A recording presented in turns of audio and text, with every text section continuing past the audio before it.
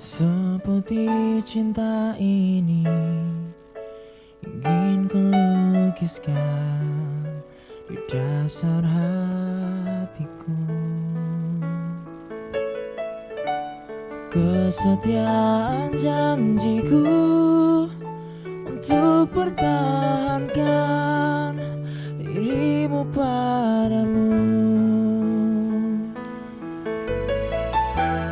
Bukalah mata hati,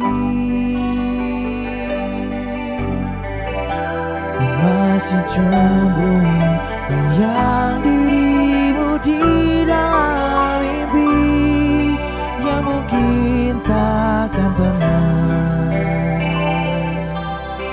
membawamu di genggamku, dirimu di hatiku tak akan melewati meski kau bukan milikku.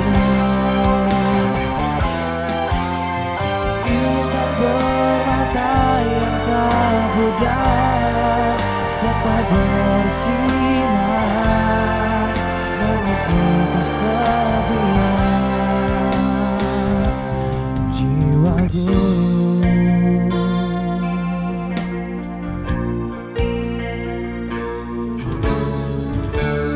Ku coba memahami bimbangnya nurani untuk pastikan semua tak akan ku ingkari. Terlalu banyak cinta yang mengisi datang dan pergi yang mungkin takkan pernah membawamu di genggamku, dirimu di hatiku tak akan melewati meski kau bukan milikku. Ingat permata yang tak pudar tetap bersinar mengisi kesepian jiwaku.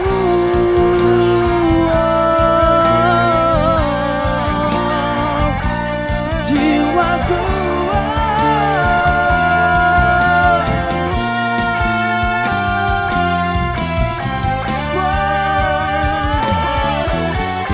Dirimu di hatiku tak akan melewati meski kau bukan milikku. Ingat permata yang tak pudar tetap bersinar mengisi kesepian. Dirimu di hatiku tak akan melewati meski kau bukan milikku. Ingat permata yang tak pudar tetap bersinar mengisi kesepian jiwaku.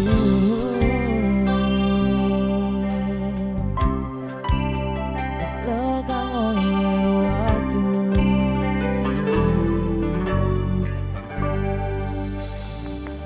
Yeay.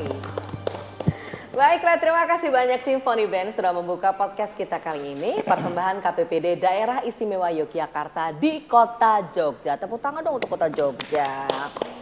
Ya baiklah, Anda yang sekarang ini sedang bersama dengan saya Indah Ardina. Senang banget hari ini saya sama bapak-bapak yang ganteng ini. Untuk apa? Untuk memberikan informasi pada Anda seputar bagaimana pelayanan kesamsatan di Kota Yogyakarta. Peningkatan kepatuhan masyarakat terhadap pajak kendaraan bermotor. Seperti apa sih tingkat kepatuhannya? Bapak-bapak ini nanti akan bicara dari kacamata masing-masing. Ada Pak Dewan di sini, ada Pak Kepala KPPD Kota Yogyakarta. Di sana ada komandan kita, ada juga Pak Ian dari Jasara Harja. Saya akan perkenalkan satu persatu, tapi acara ini adalah selalu untuk memberikan informasi pada Anda tentang bagaimana sih sebetulnya pelayanan perpajakan khususnya kendaraan bermotor ya di Kota Yogyakarta. Kalau bicara soal tingkat kepatuhan, pasti bicaranya dari kacamata bagaimana wajib pajak kita, sudah patuh atau belum dan sebagainya. Nah, ibarat satu meja kita akan ngobrol di sini, sembari juga kita akan bercanda supaya kita bisa berbagi kebahagiaan pada diri Anda. Pak, tadi mobilnya yang mana Pak? Parkir sebelah sini. Yang jelas CC-nya berbeda. Yang ini CC-nya besar Pak. Ini kayaknya makanya sudutnya ke saya deh Pak Toto. Hati-hati bercanda yang CC-nya tidak sama. Gitu ya Pak ya? Masih CC-nya udah sama ya? Oke. Oke, baiklah. Hari ini kita bersama dengan Bapak Dwi Wahyu, RB Dwi Wahyu. Populer Pak Dwe gitu deh kalau kita bilang ya. Wakil rakyat kita ini selalu bersama dengan masyarakat. Jadi artinya kalau Anda mau ngobrol apa saja dengan beliau dengan senang hati pasti akan didengarkan. Karena dari situ beliau nanti akan mengkolek gimana sih sebetulnya masyarakat kita, ya kan Om? Insya Allah. Seneng saya kalau sudah insya Allah gitu Pak. Dari Komisi B DPRD Daerah Istimewa Yogyakarta. Sembah nuwun Pak Di, sudah roh di sini. Sehat selalu pokoknya. Ya, sehat selalu. Oke. Kemudian ada juga Kepala KPPD Daerah Istimewa Yogyakarta di Kota Jogja. Ini rasanya kalau cuma ngobrol aja nggak afdol, nanti kita juga pengen beliau nyanyi gitu bersama dengan kita gitu ya. Oke, beliau adalah Bapak Toto Jagaswalta SH. Pak Toto, selamat siang. Selamat siang Mbak Indah, selamat siang Bapak-Bapak. Ya, sehat ya Pak? Alhamdulillah sihat. Oke, baiklah. Jes Manuwun Pak Toto sudah rawuh di sini. Kemudian ada juga Pamin 2 Seksi STNK Subdit Regiden Direktorat Lalu Lintas Polda Daerah Istimewa Yogyakarta, Bapak Ibtu Desitarius Budi Nugroho SHMH. Aze. Dan apa kabar? Selamat siang. Selamat siang, kabar baik Mbak Indah. Yeah. Ini panggilannya tetap Pak Desi gitu? Pak Desi aja nanti pada nggak kenal kalau. Oke, tapi agak unik ya kalau cowok tapi panggilannya Pak Desi gitu ya. Malah mudah diingat katanya. Mudah diingat ya Pak? Oke, baiklah. Nama tuh sebetulnya nggak ada hubungannya dengan gender juga ya. Dan dengan jenis kelamin dan sebagainya. Oke, terima kasih Pak Desi sudah bersama dengan kita. Lah, ini dia. Kalau kita bicara soal pelayanan Jasara Harja, ada Kasubag SW dan Humas Jasara Harja Cabang Yogyakarta Bapak Ian Supiandi gitu. Pak, kalau selamat siang dalam bahasa Sunda bilangnya gimana? Wilujeng siang. Oh, Wilujeng siang Pak Ian. Wilujeng siang Ibu, Oke. Bapak-bapak. Iya, sudah pantas belum Pak saya? Nanti Udah pantas. ikut syuting Kabayan saya kalau sudah bilang. Ya baiklah, Anda bersama dengan kami, kita akan dengar masing-masing seperti apa. Tapi kalau kita bicara soal kesamsatan, 3 elemen sudah bersama dengan kita. Ada Dewan ya, yang juga akan mendengarkan terlebih dahulu. Nanti juga banyak ngobrol ke kita. Pak Toto, Kota gimana Pak kabarnya Samsat Kota? Baik, terima kasih Mbak Indah. Ya. Jadi kenapa kita pilih topik untuk peningkatan kepatuhan ya Mbak ya? Ya. Tahun kemarin sekitar bulan September ini kami ada tamu Mbak dari Kementerian Dalam Negeri. Oke. Ya. Itu beserta tim pembina Samsat Pusat juga Ya. hadir di Kepatian.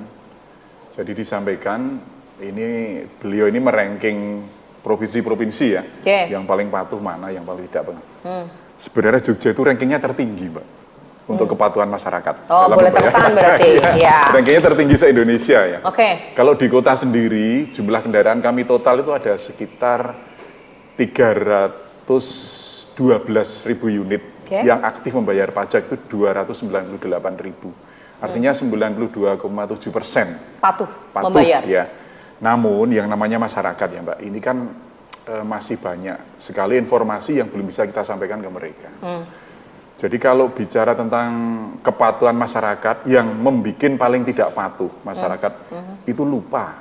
Oh, hanya karena lupa. Jadi sebenarnya masyarakat Jogja ini mereka sudah punya sistem budgeting yang bagus ya. Misalkan kalau dia harus membayar pajak di bulan apa, maka tanggal 1 pada bulan tersebut dia sudah siapkan dananya.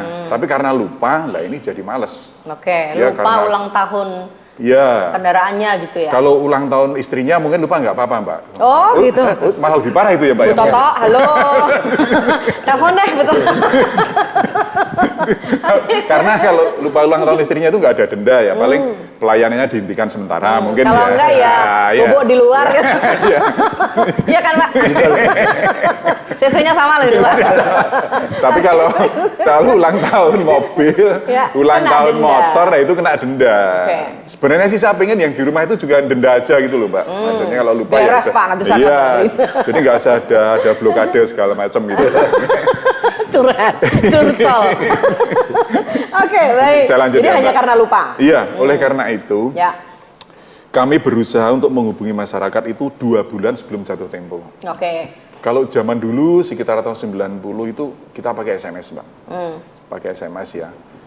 Semua nomor HP kita kolek, kemudian kita kirim SMS, biayanya dulu Rp500 Ya. sekali kirim ya. Oke. Tapi dengan berkembangnya teknologi, SMS kan sekarang udah nggak dipakai. Ya. Nah, oleh Malah karena nggak ditengok Pak kalau di SMS. kecuali kan biasanya untuk penipuan ya Pak, kalau Iya, SMS itu betul. ya, Anda Iya. memenangkan apa gitu. Nah, oleh karena itu sejak tahun 2019, Oke. sejak adanya WhatsApp ini, Ya. kemudian kita beralih ke pesan WhatsApp. Ya. Hampir di seluruh Samsat, seluruh DIY ini sudah bekerja sama dengan sender WhatsApp. Ya, dalam langsung perusahaan untuk mendapatkan centang hijau apa biru ya, ini yang resmi ya. Ya. Jadi nggak ada penipuan di situ. Oke. 2 bulan sebelum jatuh tempo, masyarakat sudah kita beritahu bahwa kendaraannya akan habis tanggal sekian dan habisnya segini. Oh, gitu plus ya. biayanya? Plus biayanya Mbak, plus penetapannya itu sudah ada Oke. di situ. Jadi Dan itu masyarakat pasti benar ya? pasti benar. Jadi nanti di situnya berapa, saya mau bayar berapa, nggak mungkin ya? Kalau Pasti tambah sama ya? jajan sama parkir mungkin ya beda lagi. Enggak ya, lah, toh, kalau Pak, itu maksudnya ya. dibayar. Ya.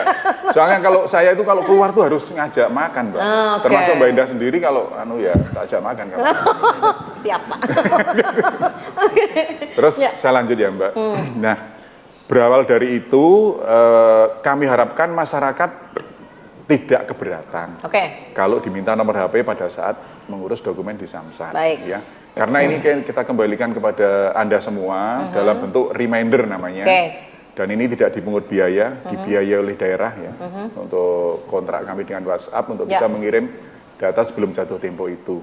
Ya. Kemudian ada sesuatu yang beda di Samsat Jogja Mbak, Yaitu? bahwa sekarang untuk perpanjangan STNK tahunan Ya. atau membayar pajak tahunan itu bisa 3 bulan sebelumnya. Oke. Saya ulang ya, bisa Ya. 3 bulan sebelumnya, yang dulu baru 1 bulan. Ya. Jadi dulu itu waktu masih 1 bulan, pada waktu mau musim haji itu saya terima banyak titipan STNK loh Ya, Mbak. betul. Ya. Pak ini tolong nanti dibayarkan. Di ruang saya itu ada yang mungkin nggak punya sanak saudara ya, Ya. atau yang mungkin menganggap Derek saya gitu ya, sebagai sebagai saudara. saudaranya, Ya. iya. Pak tolong besok dibayarkan kalau udah jatuh tempo. Oke. Besok kalau udah pulang haji. Karena perginya 40 hari. Perginya gitu. 40 hari. Kalau sekarang udah nggak ada lagi yang titip. Oke, karena 3 bulan sudah bisa 3 dibayar. bulan sebelumnya. Artinya Maret bisa dibayarkan Januari. Iya. Oh ya, iya, oke. iya. Baik. Seperti itu Mbak. Itu ya. Iya. Nanti lagi Bapak akan kasih tahu ke kita. Tadi kaitannya dengan WhatsApp, ketika orang itu perpanjangan STNK-nya atau bayar pajak kendaraan, dimintai nomor telepon itu wajib memberikan atau Iya. ditawarin. Nanti mau saya reminding atau enggak gitu. Iya. Kalau kewajiban di undang-undang nggak ada. Oke, baik. Tapi dari keputusan tim pembina Samsat Provinsi, itu dalam rangka public services ya, memberi pelayanan kepada masyarakat, itu sebaiknya, Oke, sebaiknya baik. diberikan. Jangankan ini ya Mbak, mohon maaf, saya pernah ganti oli di sebuah bengkel aja, kemudian saya di WhatsApp. ya. 3 bulan kemudian saya di WhatsApp. Ya.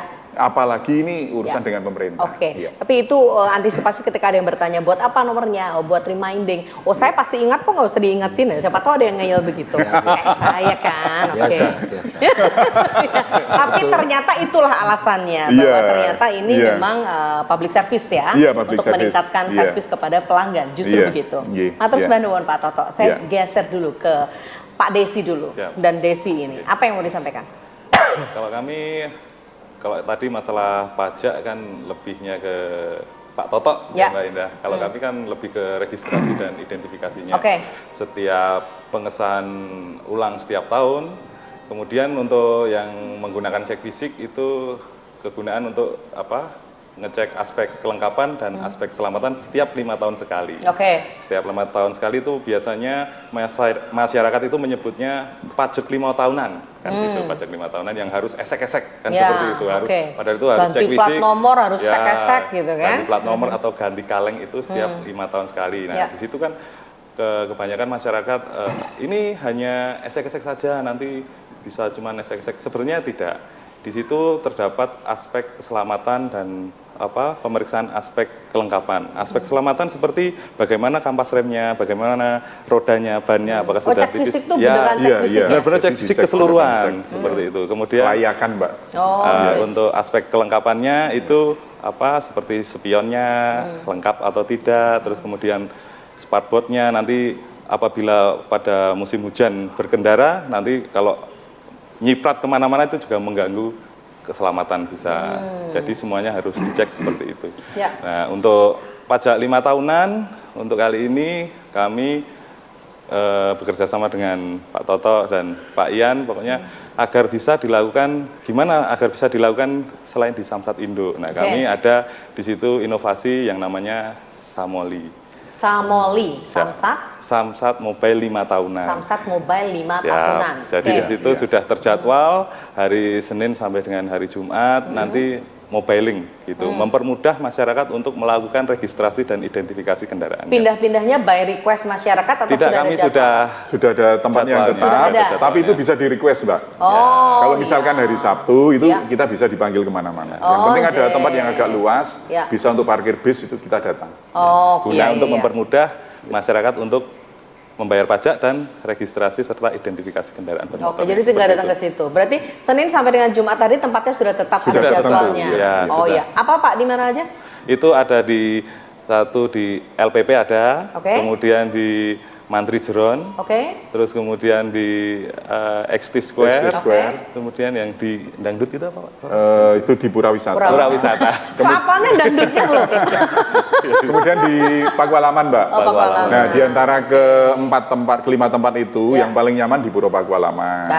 Karena tempatnya teduh, Oke. luas. Iya, baik. Oh, gitu ya. Iya. Seperti Itu itu. yang di situ apa? Perangkat dari Samsat ada bus gitu. Ada bus, ada unit cek fisik, sampai sekarang cetak plat nomor, Mbak. Oh, sudah bisa ya? Iya, ini satu-satunya se-Indonesia ya, loh, Mbak, ya, ini, Mbak, betul. yang bisa cetak plat nomor dimanapun juga. Jadi nggak usah ngambil ke kantor Nggak lagi. usah ambil Di ke situ kantor. sudah jadi. Iya, iya. Oh. Dan biaya di situ sama biaya di kantor sama? Sama, Oke. sama. Baik. Kalau ini nggak ketambahan jajan, Mbak. Oh, iya. Karena tempatnya nggak ada warung. Ada warung. Oh, gitu ya. Iya. Ya kan bisa pakai ini, handphone pesen. Kayak online bisa.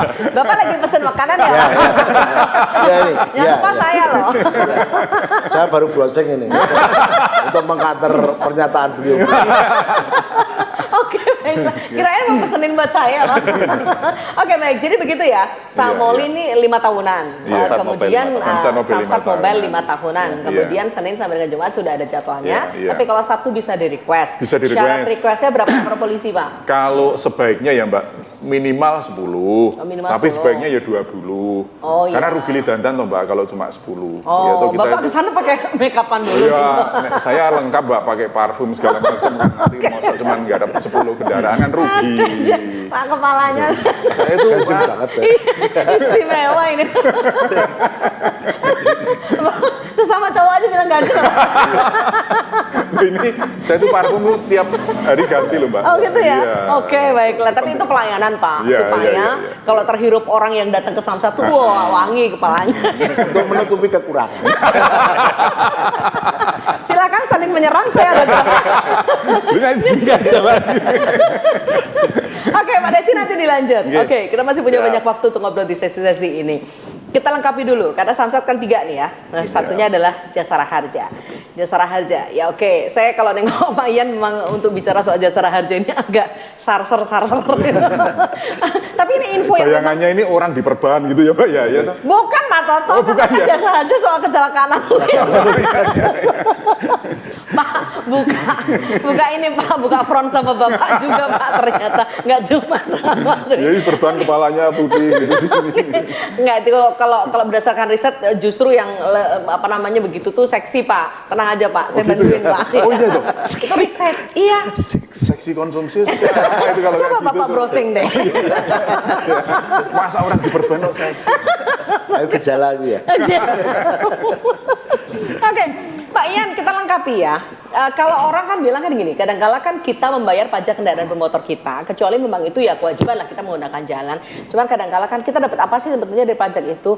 Tahu sih masyarakat dikembalikan dalam bentuk program, tapi ternyata ada juga jaring pengaman. Kalau kita terjadi kecelakaan, ada jasara harja dan jasara harja muncul di sini. Silakan Pak. Betul. Sampaikan. Jadi sesuai dengan tugas pokok kami jasara harja ada dua ya. Yang pertama adalah mengutip atau menghimpun dana dari pemilik kendaraan bermotor, yaitu yang di Samsat. Kemudian yang kedua itu dari penumpang angkutan umum. Nah, tugas yang kedua adalah menyalurkan atau membayar santunan kepada korban yang mengalami kecelakaan lalu lintas. Nah, jadi memang di sini saya tidak pernah lelah, tidak pernah putus asa, harus menyampaikan bahwa ini ada informasi dari pemerintah. Jadi pemerintah ini harus hadir apabila nanti terjadi kecelakaan lalu lintas. Jangan sampai nanti, oh ini ada asuransi jasara harja, pikirannya kemana-mana. Kemudian ada pihak lain gitu kan. Nah sekarang jasara harja alhamdulillah dengan pelayanan kami sudah ada digital. Jadi kalau misalnya ada korban kecelakaan lalu lintas, bisa melapor langsung ke aplikasi di Play Store itu namanya JRku ya. Jadi kami bisa mengetahui adanya kejadian, ya kami dengan kepolisian juga sudah kerjasama. Jadi kalau misalnya polisi juga menangani, pas input itu kami ada namanya aplikasi IRSMS ya. Jadi kami juga otomatis sudah mengetahui adanya kejadian. Oke, langsung ya? Iya, langsung. Di situ online? Iya. Jadi sekarang kalau polisi sudah input, kami sudah tahu nih siapa yang mengalami kecelakaan, kemudian dibawa ke rumah sakit mana, kami sudah tahu. Nah, di Jogja ini sudah semuanya rumah sakit kerjasama dengan jasara harja. Jadi kalau misalnya ada kecelakaan dan kasusnya terjamin, kami akan segera memberikan surat jaminan ke rumah sakit. Nah ini, jadi rumah sakit tolong dirawat sampai dengan maksimal 20 juta. Nanti kalau sudah selesai ajukan ke jasara harja. Baik, lebih dari 20 juta itu bisa combine dengan asuransi yang lain gitu. Ya, betul. Jadi kami juga sudah MOU dengan BPJS Kesehatan, Ketenagakerjaan, Asabri, Taspen semuanya sudah kerjasama. Kalau urutan kedua siapa Pak? Sudah jasara harja? BPJS Kesehatan. BPJS Kesehatan ya. Baru yang lain? Iya. Karena memang di sini selain maksimal itu ada biaya, ada juga memang jaminan kasus yang tidak dijamin oleh jasara harja. Contohnya adalah pengendara kendaraan bermotor sipil itu yang mengalami kecelakaan sendiri atau tunggal. Nah itu yang memang tidak dijamin oleh jasara harja. Nah kalau dia ikut kepesertaan BPJS kesehatan atau ketenagakerjaan bisa langsung dilanjut oleh sesuai dengan kepesertaan si korban. Baiklah. Jadi alhamdulillah sekarang sudah ini Pak Dewan. Kalaupun terakhir dia tidak mempunyai asuransi, mungkin nanti ada dari jaminan kesehatan dari Pemda mungkin ya. Jadi alhamdulillah semuanya sudah si korban ini apabila mengalami kecelakaan sudah terlindungi oleh pemerintah. Ada jam apa? Jam kesas itu? Oh, jam keseda. Jadi kalau nggak punya itu jam keseda muncul ya. Inilah negara hadir ya untuk kali ini ya. Baik ya. Kita lengkapi sekarang. Nanti kita masih lebih detail lagi ngobrol soal apa saja yang dilakukan teman-teman KPPD DIY di Kota Yogyakarta karena punya program-program. Tapi kita ke Pak Dewan dulu. Hati-hati yang tadi pada buka front ya. Sekarang saatnya tombol saya pencet dulu. Pak Dwi, apa yang Bapak mau sampaikan? Dari tadi teman-teman eksekutif kita kan sudah menghentikan gitu ya. Pak Toto dengan programnya, katanya sih juara Pak Nasional gitu kan. Tingkat kepatuhannya ya Pak ya. Pak Desi tadi udah, Pak Ian udah. Monggo silakan. Nah, kalau saya yang harus dipahami yang pertama, saya tidak bicara tentang kota saja. Ya kan? Saya anggota Dewan DPRD DIY. Yang harus dipahami itu. Maaf ya. Sangat paham Pak, tadi sudah saya sebutkan Pak dari Komisi DPRD DIY Pak.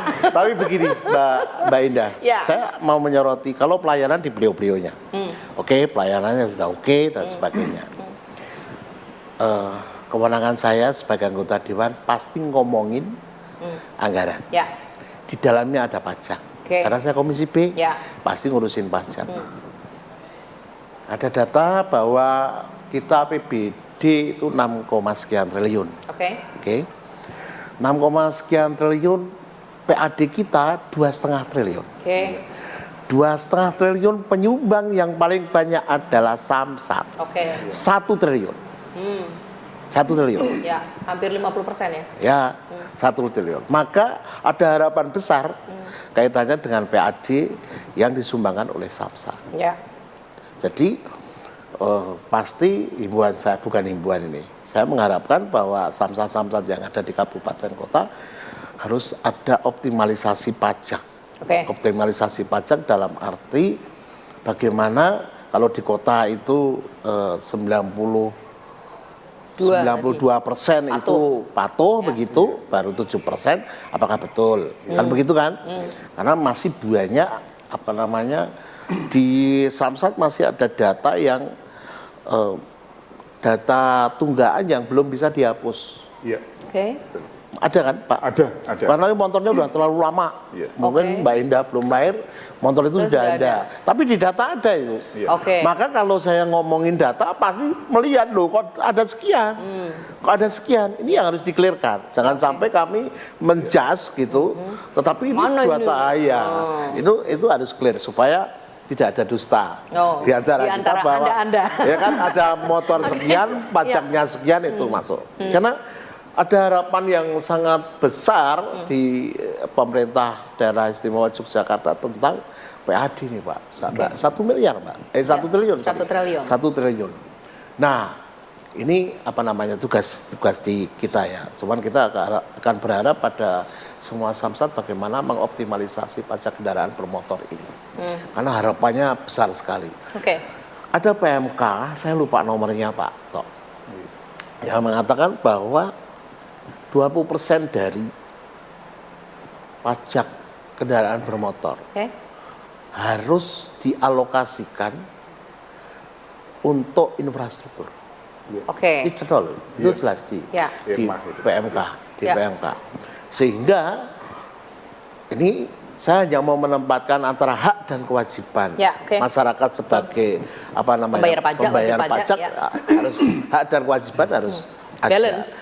Artinya bahwa Mas Tok sebagai kepala samsat boleh dong ada kajian tentang populasi kendaraan bermotor. Karena disitulah nanti kelihatan daerah mana, zona mana yang itu memberikan pajak kendaraan motor yang banyak. Terbanyak. Yang ini akan menjadi rekomendasi Pak Tok karena nggak punya kewajiban untuk ini harus di sana itu. Dia nggak punya kewenangan, Pak Tok nggak punya kewenangan. Tapi paling enggak memberikan potret. Potret di sana ada populasi motor itu di mana? Populasi kendaraan bermotor roda 2, roda 4 itu di mana?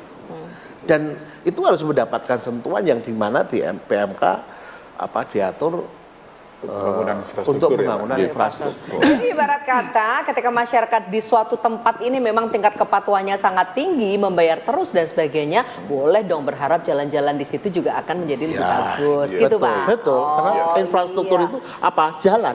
Nah itu jalan, sehingga Pak Tok atau mungkin saya yang nggak keliru ya, Pak Tok boleh dong memberikan atau menganggarkan sebuah kajian. Sebuah kajian tentang populasi kendaraan bermotor. Baiklah. Pak bikin kajian Pak, toknya, tok. Gitu. Harus ada ini. Datanya gimana? Sehingga Pak Tok akan memberikan rekomendasi kepada OPD begitu, ini loh. Datanya 20% loh ya. Di mana yang harus diprioritaskan di sana? Karena kita punya kajian yang populasi kendaraan bermotor dan itu wajib pajaknya yang banyak di sana. Begitu Pak. Kalau saya begitu, kalau pelayanan di beliau-beliaunya di beliau-beliaunya karena ini baru satu ya loh peluru yang diluncurkan Pak. Nanti dulu simpan ya Dan. Udah habis. Enggak. Iya, CC-nya terbatas. Oke, tapi menarik ya. Artinya tadi Pak Toto yang sewu, ini kan masyarakat juga biar tahu gitu. Ternyata tadi ada tunggakan, itu banyak motor-motor atau kendaraan gitu ya, mobil atau motor yang mungkin sudah tidak digunakan, itu cuman kita melihatnya sebagai tunggakan ya Pak ya, karena mereka tidak membayar begitu. Gimana cara mengklirkan itu sebetulnya? Jadi begini Mbak, kalau saya ditanya. Tapi betul ya Pak Toto? Betul sekali. Jadi kalau ditanya berapa jumlah kendaraan yang ada di Jogja maupun seprovinsi ya, motornya berapa, yang terbanyak di kelurahan mana, di kecamatan mana, potensinya berapa miliar? Itu ada? Kemungkinan dalam hitungan menit saya bisa menyampaikan, Mbak. Tapi ingat loh, di Undang-Undang 28 tahun 2009 yang dulu, juga di Undang-Undang nomor 1 tahun 2022 tentang HKPD, pajak kendaraan ini adalah pajak yang dikenakan terhadap kepemilikan dan penguasaan kendaraan bermotor. Artinya gimana tuh? Artinya itu, meskipun itu jadi tunggaan, kalau sudah tidak dimiliki, negara sudah nggak punya hak tagih. Mbak Indah punya motor. Misalnya zaman dahulu kala. Zaman dulu kala. Jadi pajak kendaraan ini melekat atas objek, bukan melekat atas subjek. Kendaraannya Mbak Indah, nunggak, tak beli. Yang dikejar saya. Bukan Mbak Indah. Mbak Indah duduk di rumah, kita datangi ke rumah, Anda sudah bisa menunjukkan kwitansi jual beli, selesai ya, karena melekat atas subjek. Gitu. Ya. Tapi kalau saya membeli kendaraannya Mbak Indah yang baru saja dipajaki, saya ulang ya, pajaknya baru dibayar. Itu yang menikmati juga saya, karena ini melekat di motornya, melekat di mobilnya. Nah, oleh karena itu Mbak. Ini jadi alasan orang yang membeli menjadi gitu kan yang nunggak padahal yang dulu gitu toh. Tapi orang yang dulu kan udah nggak bisa bayar lagi, wong STNK-nya udah nggak ada. STNK-nya udah dibeli sama si pemilik baru. Lalu yang pemilik barunya dengan segala konsekuensinya. Dengan segala konsekuensinya. Jadi males ya, mestinya nggak boleh males juga karena dia konsekuensinya membayar. Jadi begini.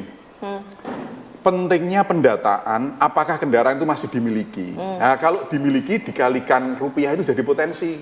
Tapi kalau sudah dijual, nggak bisa dikalikan rupiah. Karena sudah dijual, dia nggak bisa bayar pajak. Karena syarat bayar pajak harus pegang STNK. Logikanya di sini. Oleh karena itu Mbak, di Jogja ini sebenarnya sudah galau Mbak. Para pimpinan kami sudah galau tentang itu ya. Jadi berapa tuh populasi kendaraan? Kalau daftarnya ada di tempat Mas Desi ini, 1 menit aja iya sekian juta gitu. Tapi itu kan nggak dimiliki semua. Udah hilang, udah rusak. Ada yang kalau bis itu kemarin di Jalan Wonosari, bisnya udah dipotong-potong. Udah dijual kiloan, tapi STNK BPKB-nya masih. Nah, atas dasar itu lalu apa nih? Bagaimana solusinya supaya tidak muncul lagi tunggakan-tunggakan atau potensi yang tidak terbayar, tapi ya bisa clear semua gitu? Begini, apa Mbak, solusinya? ini sebenarnya podcast ini saya tunggu-tunggu, Mbak. Baiklah. Karena ada dari anggota Dewan, barangkali bisa membantu kami, Mbak. Apa harapannya? Kami itu setiap tahun, Mbak, kendaraan yang menunggak itu kita datangi satu persatu. Terus? Itu bukan dalam rangka penagihan, hanya pengen lihat ada 9 kriteria. Dijual, hilang, rusak, alamat tidak dikenal, ya, seperti Ayu Ting Ting itu alamat palsu ya. Kemudian ya rumah kosong, kemudian kendaraan hilang dan jadi ada 9 kriteria. Nah, dari setiap nopol yang masuk itu menjadikan dasar kami untuk menentukan target. Cuma sayangnya Mbak, sayangnya saya terus terang saja ini ya, biar masyarakat tahu ya. Jangkauan anggaran dari Pemda DIY untuk mendata kendaraan yang nunggak itu baru 1/4 dari jumlah tunggakan semua. Jadi artinya kurang anggaran? Kurang. Kalau di kota itu per tahun ya Mbak, per tahun itu sekitar 39.000. Yang didata itu baru 14.000. Itu baru sepertiga. Baru sepertiga. Dan itu pun kita pilih yang mobil saja. Karena apa? Kalau orang Jawa kan biar cucuk Mbak. Karena untuk setiap nopol ini, ada honornya loh Mbak. Kita bekerja sama dengan Pak Lurah, Pak Duko, Pak RT, Pak RW, dan mereka hanya mendata tetangganya sendiri. Jadi sebetulnya kayak orang Jawa bilang nakyenke gitu ya? Itu masih ada atau enggak? Kalau masih diberikan surat penagihan untuk segera dibayar. Nah, hasilnya Pak Dwi, Pak Ian, Mas Desi dari yang nunggak itu itu selama 7 tahun berlangsung Mbak, yang dimiliki itu tidak pernah lebih dari 49%. Yang lain? Sudah dijual, hilang, rusak dan lain sebagainya. Jadi kalau kita disajikan data tunggakan sekian, kemudian dikalikan rupiah, itu kalikan lagi dengan 50%. Belum termasuk kendaraan yang dulu-dulu Mbak, yang di atas 10 tahun, itu saya pastikan kendaraan udah nggak ada itu. Sekarang kita lihat, maaf saya menyebut merek ya, motor Cina. Jialing, Fukuda, VR yang udah 2 ya. Kemana gitu ya? Di tempat kami masih banyak. Datanya ada sekitar 3.600 3.600 unit di Jogja itu, tapi motornya mana? Jadi bentor. Nah kemarin Pak Desi ini, Pak Dwi ini dari Ditlantas tuh ngumpulin bentor ya, Pak. ngumpulin bentor dalam rangka Nak ING ini, itu mendapat sekitar 1.300 bentor yang berkumpul di tempat kami, Mbak.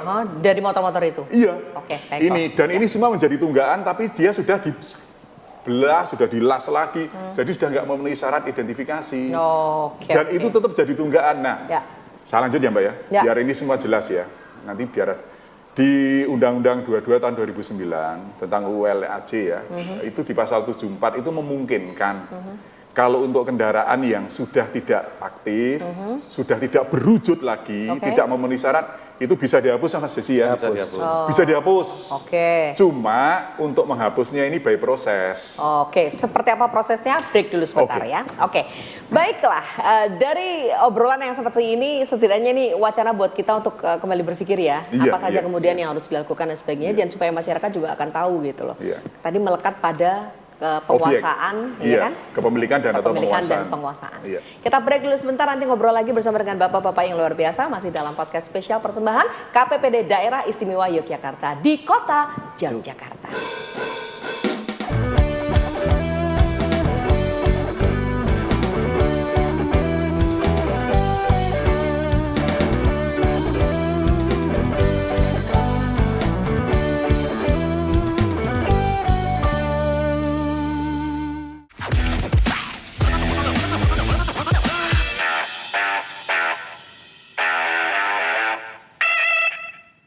Ya, pemirsa, Anda tetap bersama dengan kami, ngobrol bersama dengan bapak-bapak ini ternyata luar biasa ya. Banyak wacana-wacana baru yang kemudian dimunculkan, termasuk diantaranya, tadi menarik loh Pak Diwan mengatakan bahwa sebagai pembayar pajak, yuk kita butuh dong, jalan-jalan kita juga menjadi bagus dan sebagainya.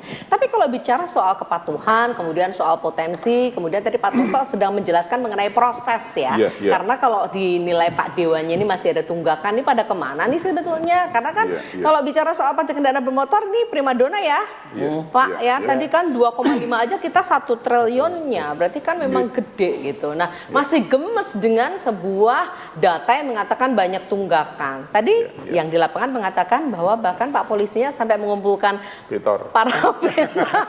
Sebetulnya sih satu-satunya se-Indonesia loh Mbak. Di Lantas ngumpulin bentor. Dikumpulin ya? Tapi sebetulnya itu kan sarana Bapak untuk mendata kan? Betul. Cuma kayaknya baik-baik gitu kan? Ada teman-teman bentor lagi nontonnya. Oh ternyata begitu. Oke, sebelum Bapak kasih tahu soal prosesnya, Pak kemarin gimana? Dari mengumpulkan itu, mereka tahu nggak kalau untuk identifikasi? Jadi kami hubungi ketua-ketua paguyubannya, terus? seperti itu Mbak Indah. Kemudian kami jadwalkan, misalkan kan ternyata di situ ada paguyuban yang ada di Malioboro, paguyuban di Ngasem, dan setiap titik itu sudah ada kelompok-kelompoknya masing-masing. Nah, kami urutkan, kami jadwalkan itu kurang lebih berjalan sekitar 9 hari. 9 hari. Mereka kok patuh mau diundang? Itu kami tawarkan, silahkan kalau nanti mau ada yang cek fisik untuk mengetahui data-datanya. Oh gitu. Terus? Kemudian alhamdulillah para pengemudi bentor itu mempunyai semangat, pokoknya intinya mau datang ke kantor cek fisik untuk dilakukan cek fisik. Nah, di situ sebenarnya tidak hanya 1.300. Tapi? Saya hitung itu 1.600. 1.600. Ya. Tambah 300, Pak. Gitu. Soalnya saya nggak ngerti semua soalnya. pada saat itu mungkin 1.300 itu 7 hari. Kemudian dari ketua paguyuban bentor itu malah request, Pak, kalau bisa diperpanjang lagi, karena masih banyak bentor-bentor yang belum dilakukan cek fisik. Jadi mereka malah antusias, semangat untuk dilakukan cek fisik. Rata-rata apa yang terjadi ketika sudah pada dicek fisik? Kalau setelah dilakukan cek fisik itu kami identifikasi yang ada di situ memang kebanyakan registrasi plat AB ya Mbak ya. Tapi banyak juga yang dari H, kemudian dari L, B itu juga banyak, tapi AB tetap yang terbanyak di situ. Kami pisah-pisahkan seperti itu. Dan selama ini memang dia belum dipajakin ya kalau bentor ya? Tidak pernah pajak. Tidak pernah pajak tuh. Dan tadi itu nyambung dari yang dikatakan Pak Toto bahwa motor-motor lawas zaman dulu itu sudah lawas semua. Ya, mulai dari tahun 90-an. Kalau yang tahun 2000-an kesini itu ya ada tapi jarang. Kebanyakan itu kayak Honda yang di bawah tahun 2009-an ya, zaman saya SD lah gitu. Oh, gitu ya. Oke, baiklah. Oh gitu ya. Iya. Oh iya, terus gimana Pak dengan Ya, seperti jadi itu? yang diintikai Pak Dwi itu benar. Kami itu sebenarnya galau Mbak tentang data itu Mbak. Karena dari BPS juga menganggap datanya itu banyak. Kenapa pajaknya cuma sekian? Tapi ya itu kembali ke undang-undang bahwa pajak kendaraan adalah pajak yang dikenakan terhadap kepemilikan dan atau penguasaan kendaraan. Artinya Samsat ini selain melayani pajak harus bisa memastikan kendaraan ini masih dimiliki apa tidak. Oke, baik. Nah, rupa-rupanya dengan undang-undang yang baru Mbak, undang-undang HKPD ini ada secerca harapan ke depan Mbak. Yaitu bahwa nanti kan, maaf loh, bagian pajak kendaraan itu yang untuk provinsi kan cuma sedikit ya. Tapi kebanyakan nanti 66% dari obsen itu ke kabupaten kota. Nah, kabupaten kota ini menyanggupi untuk mendata kendaraan yang mati itu Mbak. Oke. Saya kemarin udah rapat sekali. Kalau kemampuan APBD kami hanya bisa sepertiga dari semua kendaraan yang nunggak. Mudah-mudahan nanti 2025 ini terangkat semua yang sudah setengah jadi tanah, sudah ini terangkat semua sehingga nanti. Tapi saya udah mau pensiun, nggak apa-apa ya Mbak ya? Nggak apa-apa. Kalau aturan kan nggak ngelihat Bapak pensiun. Apa gimana? Dihentikan saja aturannya. Kalau udah ngomong masalah ini jadi bersemangat sekali Mbak. Iya. Seolah-olah umur saya masih 40 gitu loh.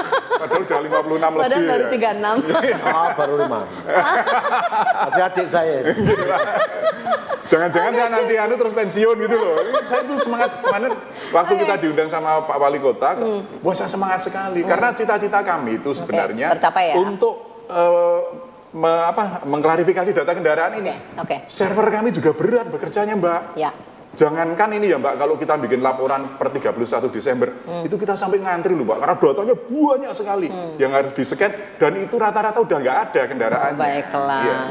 Yang saya Bapak, kalau misalnya saya bertanya ya, misalnya gini, saya punya kendaraan nih, ya kan, sudah 10 tahun sih nggak saya bayar pajak, misalnya begitulah. Kemudian saya jual ke Pak Toto kan, ya Pak Toto juga nggak bayar pajak karena kan kemudian saya sudah nggak bayar ini. Misalnya pembeli yang baru ini, dia misalnya adalah wajib pajak yang patuh, kepengen membayar pajaknya, boleh nggak sih yang bekasnya Mbak Indah yang nggak bayar itu tadi kemudian dihapus?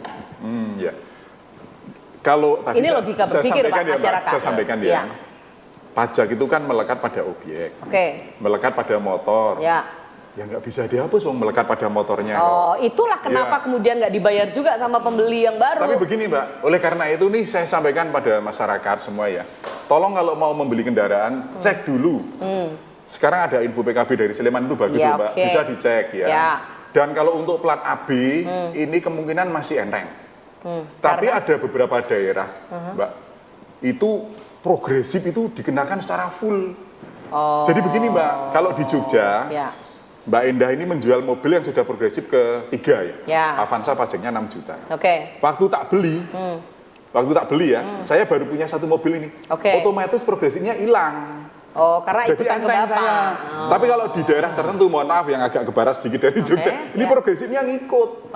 Meskipun itu mobil kedua sudah Bapak. Tapi kalau kami berdasarkan kepemilikan, sebenarnya di Jogja ini paling enteng Mbak untuk kewajiban pajaknya, baik tarifnya maupun kewajiban yang lain. Dan juga saya sampaikan ya, ini agak melenceng sedikit Pak Dwi, tapi saya butuh legalitas juga. Untuk teman-teman Betor, saya sebenarnya kemarin dampingi Mas Desi, Pak Dir itu saya sebenarnya mau meneteskan air mata Mbak. Karena sebenarnya banyak kendaraannya tidak layak pakai. Contoh yang saya ambil ya, Betor itu bannya berapa? Berapa sih Pak bannya? 3 ya? Yang ada remnya itu cuma ban belakang tok loh Mbak, rata-rata. Depan nggak ada ya? Nggak ada. Jadi selamat itu buat sopirnya aja? Ya mungkin itu cuma disertai doa atau apa. Padahal jasa harja sudah nggak cover juga itu. Karena nggak bayar pajak juga sih. Oleh karena ini harusnya negara ini hadir di sini untuk bekerja sama dengan pabrikan untuk membuat Betor yang layak yang layak, punya uji tipe, punya registrasi, sehingga nanti yang naik karena wisatawan ya Mbak. Aman. Jogja ini kan nanti bergeraknya ke wisata ya. Itu nanti terus mereka suruh kredit atau apa biar kendaraannya ini aman dan nyaman dan dilindungi oleh jasa harja. Saya begitu lihat ini, saya kebetulan hobi ngelas juga tuh Mbak. Jadi cuma tahu ya. ditutul-tutul gini ngelasnya, ya Allah ini gimana nih kalau misalkan direm, ini yang depan ya tetap jalan, yang belakang ngerem. Ini teman-teman Bentar mohon maaf ya, tolong untuk masalah keselamatan ini diperhatikan. Oke, baiklah. Ya ini soal aturan dan sebagainya ya. Pak Desi dan kawan-kawan di sana kan juga pasti akan menertibkan itu. Tapi kalau regulasi ya kita ke beliaunya. Ada komentar Dan? Ada. Ya. Jadi apa yang dikeluhkan Pak Toto betul. Semenjak ada bentor itu, maaf juga ini kepada teman-teman bentor. Konstruksi becak itu tidak layak untuk dijalankan oleh mesin. Oke. Iya. Betul. Sesungguhnya. Sesungguhnya. Iya. Karena itu konsepnya adalah kayu. Betul, becak kayu. Ya. Maka kalau jalankan dengan mesin, hati-hati. Jangan sampai nanti kita dibully pariwisata naik bentor, Terjadi sesuatu. kecelakaan, Iya. viral. Itu nanti akan merusak citra pariwisata. Saya terima kasih masukannya. Hanya sekarang tadi Pak Polisi sudah ada pendekatan dengan beliaunya. Ya ini memang pemerintah harus ada kebijakan sebetulnya. Kalau umpamanya bentor ini tetap ada, ya mari. Tadi kita ada pabrikan, mesti pesan dengan pabrikan bagaimana bentor ini memang dijalankan dan konstruksinya itu memang layak dijalankan oleh mesin. Oleh mesin. Nah setelah Safety, itu, ya kan, saya tidak tahu regulasinya Pak Polisi. Ketika di situ dicek dan sebagainya ada STNK yang itu harus dimasukkan di bentor gitu. Nanti kita akan cari regulasi tentang legalitas itu dibuatkan itu. Karena ini bicara tentang retribusi pajak loh ya. Karena nggak adil dong. Sementara yang dipajaki tapi nggak ada ininya. Iya, ini jalan dan menghasilkan nggak ada pajaknya. Nggak adil. Nggak adil. Gitu loh. Sementara ada kendaraan yang di rumah, yang kosong aja harus perpanjangan dan sebagainya harus pajak, kan nggak adil juga. Maka menurut saya ini terima kasih forum ini akan menginspirasi saya untuk membuat kebijakan. Kan? Pastinya itu. Ya ini makanya kita tunggu podcast ini. Iya betul. Dari obrolan yang kayaknya tuh kita tuh bercanda-bercanda ya. Sebetulnya ini benar mencuat. Jadi saya melihat begini, di tempatnya samsat itu kan hanya selalu setor.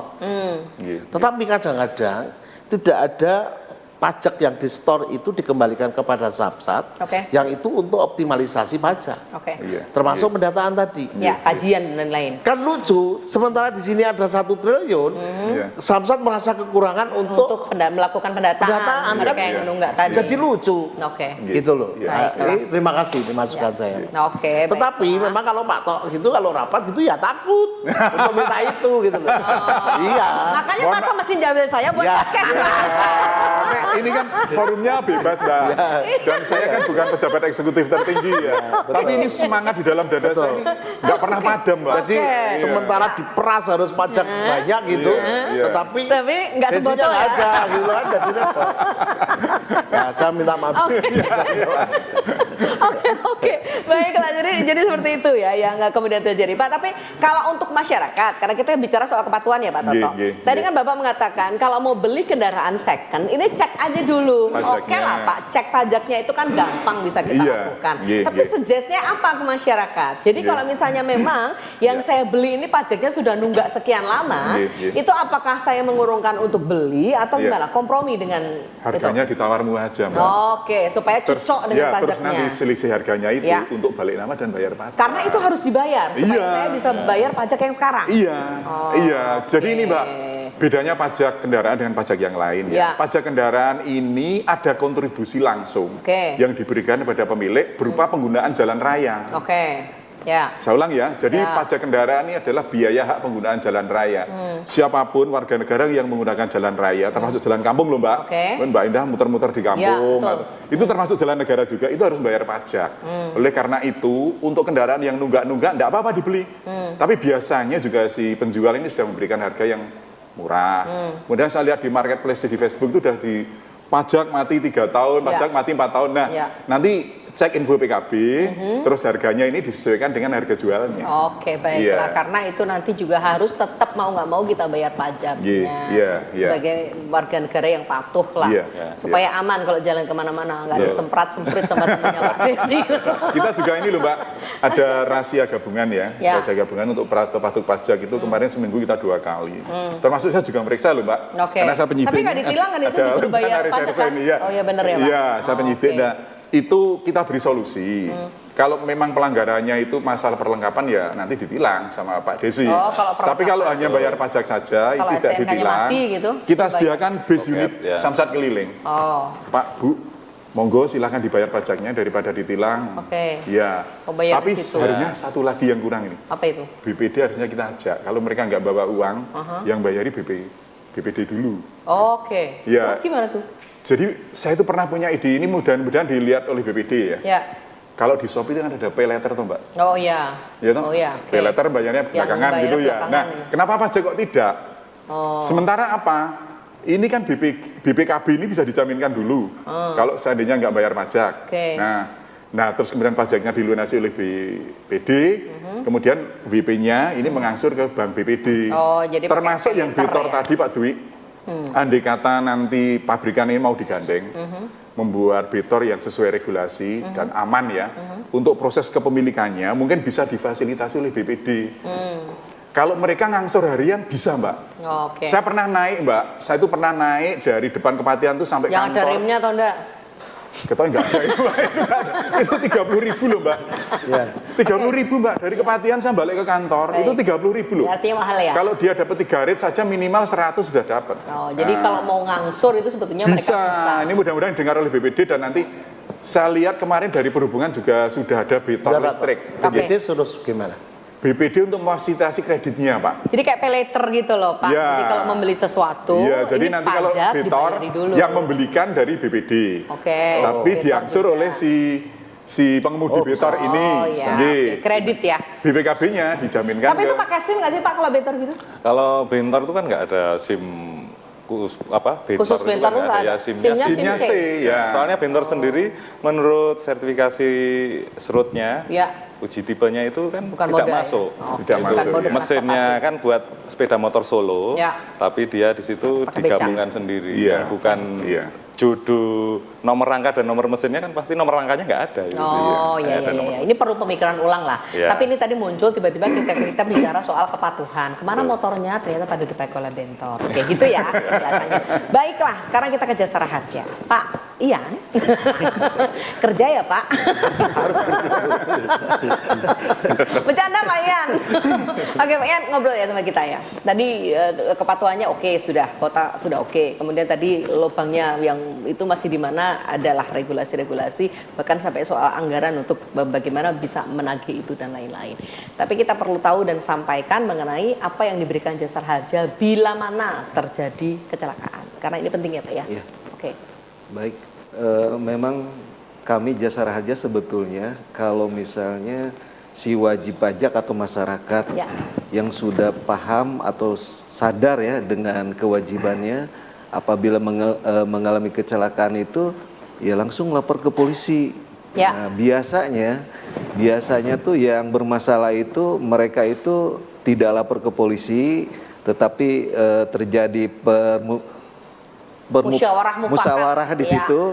Kemudian si korbannya masuk rumah sakit, kemudian biayanya ngebengkak. Nah dari situlah masalah nih, akhirnya masuk ke laporan ke polisi, dan itu mungkin udah beberapa hari ya.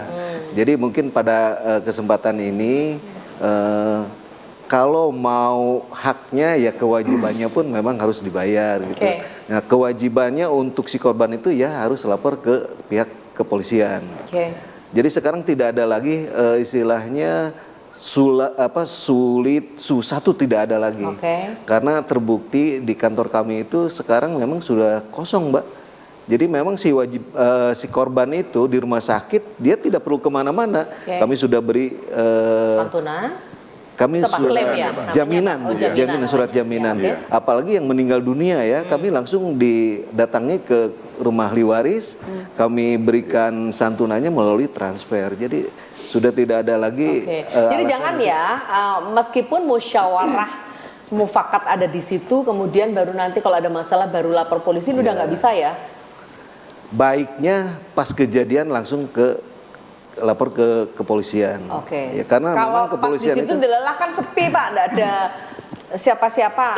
Justru kepolisian dengan ya mungkin dengan kewenangannya, dengan kemampuannya bisa lah. Kalau misalnya dia harus membuatkan satu laporan namanya laporan polisi. Oke. Santunannya berapa Pak? Jaminannya Nah, berapa? untuk yang luka-luka sesuai dengan yang dideritanya maksimalnya 20 juta. Kemudian 20 juta. Ya. Kemudian untuk yang meninggal dunia kita berikan kepada ahli warisnya itu besarannya 50 juta rupiah. Oke. Ya. Baik. Atau kalau tidak ketahuan ahli warisnya, Nah, kalau penguburan misalnya aja ya, Pak, ya? ahli waris itu di Jasa Raja itu ada 3 ya, suami istri, ke anak dan ke orang tua. Kalau misalnya semuanya tidak ada, kami akan berikan biaya penguburan kepada yang menyelenggarakan penguburan. Besarnya 4 juta rupiah. 4 juta rupiah. 4 juta Oke, rupiah. baiklah. Itu ya yang diterima. Tapi tadi kalau Bapak yang dikecualikan adalah kecelakaan tunggal, artinya kalau dia kecelakaan sendiri itu berarti dia tidak mendapatkan. Ya. Karena sesungguhnya dia mempunyai kendaraan bermotor, kemudian bayar PKB, bayar SWDKLJ itu bukan untuk mengasuransikan dirinya sendiri, tetapi orang yang ditabrak oleh kendaraan tersebut. Oh, yang diakibatkan berarti. Ya, betul. Kalau misalnya ada orang nyebrang, ditabrak, yang ditabraknya justru yang dapat santunan dari Jasara Harja. Oke, padahal yang nyebrang nggak apa-apa, dia yang cengklit-cengklit gitu dia, tapi tetap tidak mendapatkan ya. Tadi yang dibahas masalah bentor, masalah bentor itu kami memang ada 2 undang-undang Bu ya. Nah itu masuknya ke angkutan umum. Jadi sebagai informasi, betul angkutan umum di sini bentor itu belum termasuk sebagai angkutan umum. Tapi? Makanya kalau mengalami kecelakaan, tidak dapat santunan dari Jasara Harja. Ada satu lagi sebetulnya. Meskipun dia bilang ini motornya kan ada SIM-C-nya, ada betul, karena memang ketidaktahuan masyarakat ya. Yang penting dia bayar ongkos, dia sampai dari tempat awal ke tempat tujuan, berarti udah selesai. Dia udah bayar ongkos. Ada satu lagi sebetulnya namanya ASK ya, angkutan sewa khusus yang online. Tapi untuk yang roda 2-nya, mobil online ini loh Pak. Tapi tapi khusus yang roda, kalau untuk yang roda 4 itu sesuai dengan peraturan Menteri Perhubungan itu sudah dikategorikan sebagai angkutan umum. Berarti tapi yang untuk yang roda 2 itu memang belum. Jadi kalau misalnya dia naik katakanlah ya online yang roda 2, dia mengalami kecelakaan sendiri itu juga tidak dapat dari Jasara Harja. Meskipun itu kalau misalnya dari kendaraannya si babang ojeknya itu kan dia bayar SNK juga Pak? Itu kan nggak ditabrak. Jadi yang penumpangnya Mbak. Penumpangnya dia kan bayar nih. Dijamin. Kalau dia nabrak tetap yang ditabrak dijamin. Yang ditabrak Kecuali kalau misalnya dia ditabrak 2 kendaraan lah misalnya, yang satunya itu babang Gojek misalnya ya, maaf ya pakai merek. Terus ini dia dapat dari yang ini nggak? Iya, betul. Dapat jadi semuanya yang terlibat mau 2 kendaraan atau lebih semuanya dijamin oleh Jasara Harja. Baiklah. Ini informasi ya Bu ya. Ya informasi betul. Jadi kan nanti kalau misalnya ini kan tabokin babangnya, jangan ngebut-ngebut, nggak ada asuransi. Jadi kalau saya kembali ke bentor ya, kembali ke bentor, bagaimana bentor ini akan diperlakukan dari perspektif Jasara Harja, kepolisian dan wajib pajak, yaitu harus dilegalkan. Bagaimana caranya itu butuh regulasi. Nah kalau mamanya bentor itu belum masuk di Jasara Harja, ya pasti kita akan usulkan undang-undang itu dimasukkan. Tetapi pastinya untuk memasukkan di dalam sebuah regulasi, pasti ada sesuatu yang harus terpenuhi. Satu, bahwa bentor sesuai dengan konstruksi dan pabrikan ini tadi. Pabrikan dan sebagainya. Ada uji tipe. Uji tipe. Supaya apa? Pajak juga punya hak untuk narik, gitu kan? Kan nggak adil. Ini nggak pajak kok memakai. Betul. Apa jalan raya, kan begitu. Nah, ini supaya terjadi keadilan ya, mari mekanisme harus dijalankan. Jadi perlu ya Pak, penting sesuatu untuk mengatur itu ya, supaya semuanya legal dan aman. Betul kan? Kalau ada apa-apa begitu, Jasara Harja kok nggak bisa begitu. Padahal di sini ada regulasi yang ada persyaratan bahwa kalau kamu dia cover oleh Jasara Harja, syaratnya demikian. Gitu. Nah ini moga-moga teman-teman bentor ada, ya sebetulnya tidak hanya sepihak ya dari pihak bentor, tetapi pemerintah juga harus punya kebijakan di mana itu untuk kepentingan bersama. Saya kira itu. Baiklah. Wah ini dari diskusi semacam ini malah apa namanya Iya, ada namanya macam-macam. brainstorming ini, Mbak. Iya, Iya, betul, iya. betul ya. Besok lagi Pak Desi kalau Pikiran mau liar itu akan menciptakan sebuah ide. kata-kata hari ini Pak, pikiran liar itu akan menciptakan sebuah ide. Oke, baik. Oh, sepeda motor roda 3 itu sudah ada loh, Mbak. Tapi yang untuk ngangkut barang itu punya STNK, punya BPKB. Berarti artinya itu bisa. Iya. Kalau aman. Iya. Apa bedanya? Iya. Kalau parameternya harus roda 3, apa bedanya VR? Oke. Iya, tapi kayak itu remnya 3, Mbak. Ini remnya 1. Oh, berarti masalahnya ada di sana ya. Oke, terang benderang ya sekarang ya. Jadi ketugasan masing-masing dijalankan ya. Bapak-bapak kerja ya, Pak. Sebenarnya ada satu lagi Mbak Ina. Boleh, boleh. Kemarin sore saya lewat di Jalan Magelang ya. Oke. Itu ada kereta kelinci. Oke. Mungkin kalau di sini istilahnya kereta Sepor kelinci, kelinci ya. Iya, iya. Ya, itu pun memang kan dimodifikasi dan itu tidak ada. Nggak di-cover juga ya, Pak, Tidak ya? di-cover Nggak juga, di-cover juga, karena iya. dia bukan angkutan umum. Iya. Itu modifikasi motor ya. Itu nggak bayar pajak juga ya? Enggak, Mbak. Itu kalau itu yang gandengannya itu nggak ada remnya. Odong-odong itu. Iya, Odong-odong. saya pernah naik juga yang Iya, ada betul. remnya cuma yang depan. Oke, oke. Yang gandengan itu nggak ada remnya. Baik, baik, baik. Dari sini Iya. kita akan kemudian bisa mengidentifikasi betapa masih banyak masyarakat dengan berbagai permasalahannya yang memang harus segera diselesaikan. Iya. Bapak-bapak, itu pun kalau kita bicara soal itu aja, tadi bentor belum selesai, itu yang odong-odong terkelincir itu, padahal kalau yang naik kan bahagia banget. Nggak ada remnya. Oke, baiklah, baiklah. Tapi ini membuka cakrawala berpikir kita. Dari kacamata masing-masing kita perlu tanggung jawab sebagai wajib pajak ya, bayarlah pajak ya, karena mematuhi itu berarti itu juga memberikan fasilitas untuk diri kita sendiri. Saya masyarakat ya Pak soalnya. Iya, iya. Sembah nuwun Pak Toto, terima kasih. Nanti Iya. Bapak kita minta nyanyi ya Pak ya menutup Waduh. acara ini, oke?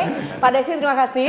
Besok kita mau ada podcast-podcast berikutnya Pak, Bapak siap-siap nyanyi. Dan tentu mudah-mudahan Pak Dwi hadir lagi dengan berbagai macam yang sudah Kalau dilakukan. nyanyi ada amplopnya enggak? Nah, kalau enggak ada amplopnya biar saya iuran nanti. Pak, justru saya mau kalau Bapak nyanyi, Bapak harus bayar. Gitu. Pak Ian, terima kasih. Pak Dwi, terima kasih Bapak-Bapak yang luar biasa. Penjenengan dengan ketugasan masing-masing sangat berarti bagi masyarakat. Karena masyarakat Kota Jogja yang sudah bayar pajak, matur sembah nuwun, terima kasih apresiasi dari beliau-beliau ini. Tapi yang belum, marilah kita patuh ya untuk bayar pajak, kembali ke kita semua dengan berbagai program dari masyarakat, dari pemerintah untuk masyarakat. Terima kasih. Saya tutup dengan lagu dari Pak Toto. Abis itu kita say goodbye ya. Pak, kita boleh nyanyi jadi backing vokalnya. Iya, terima kasih banyak. Sampai jumpa sahabat Samsat. Bye.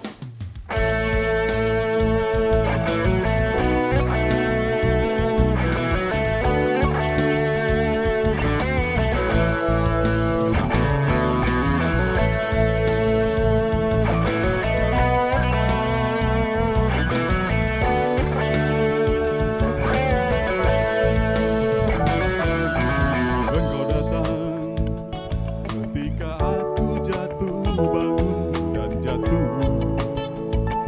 Alam langka menyusuri kehidupanku yang kelam, dan hampir-hampir ku tak dapat melangkah lagi. Dirimu hadir bagaikan sinar menerangi jalanku. Tunjukkan arah mana yang kini harus ku tempuh, agar ku tak sesat lagi seperti dulu. Bersama bayanganmu kasih, seakan-akan ku terjaga dari mimpi-mimpi, dari kehidupan yang